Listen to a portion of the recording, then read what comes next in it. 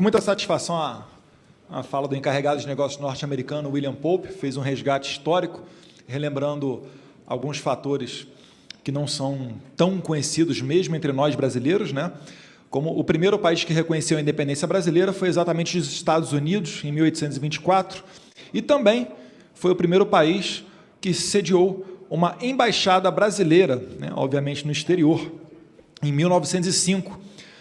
enquanto que o chanceler era o Rio Branco, patrono da diplomacia brasileira, ele responsável por um movimento, um dos líderes do movimento chamado Pan-Americanismo, quando nós giramos a nossa política internacional, saindo daquela atenção especial com as potências europeias e virando para os nossos vizinhos e também para os Estados Unidos. Tem uma frase de Joaquim Nabuco que diz que estar ao lado dos americanos é ter o melhor das marinhas, das armadas, o melhor dos exércitos. Marinha e exército que jamais teríamos, marcando um pouquinho, né, do que passou a ser a doutrina, a diplomacia internacional brasileira. Diplomacia essa que o embaixador Ernesto Araújo, à frente do Ministério das Relações Exteriores, busca resgatar nesse momento. E outro fato que merece atenção foi como que o Brasil entrou na Segunda Guerra Mundial, já que naquele tempo muitos viam com desconfiança sistemas democráticos como aquele vivido nos Estados Unidos e acabavam sendo seduzidos por sistemas fascistas ou nazistas vigentes na Europa. Então, o Brasil meio que ficou nesse dilema, porque naquele tempo estávamos vivendo aqui uma ditadura sob a égide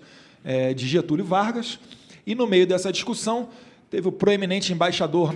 do Brasil nos Estados Unidos, Oswaldo Aranha,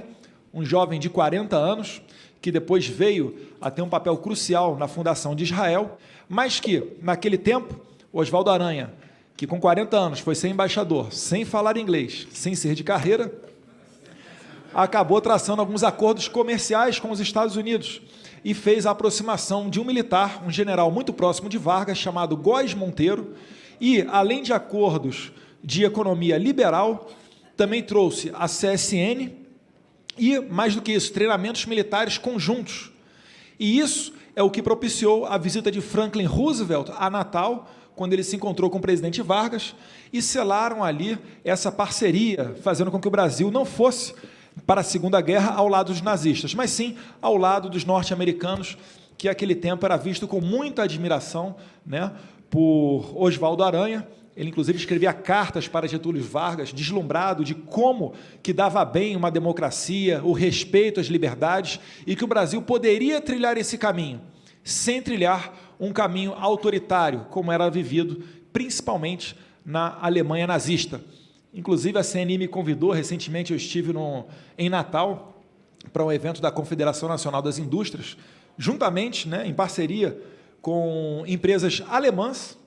e um brasileiro me sugeriu, né, olha, quem sabe, quando o Trump vier ao Brasil, não faz um repeteco daquela foto histórica de Getúlio Vargas, Franklin Roosevelt, passeando num jipe e selando essa parceria militar americana e brasileira, que depois veio até se configurar como uma base naval em Natal. E os Estados Unidos têm tanto respeito ao Brasil que, após a Segunda Guerra, eles retiraram seus soldados e equipamentos de Natal, retornaram para os Estados Unidos e deixaram para nós o legado da base militar que existe lá até hoje.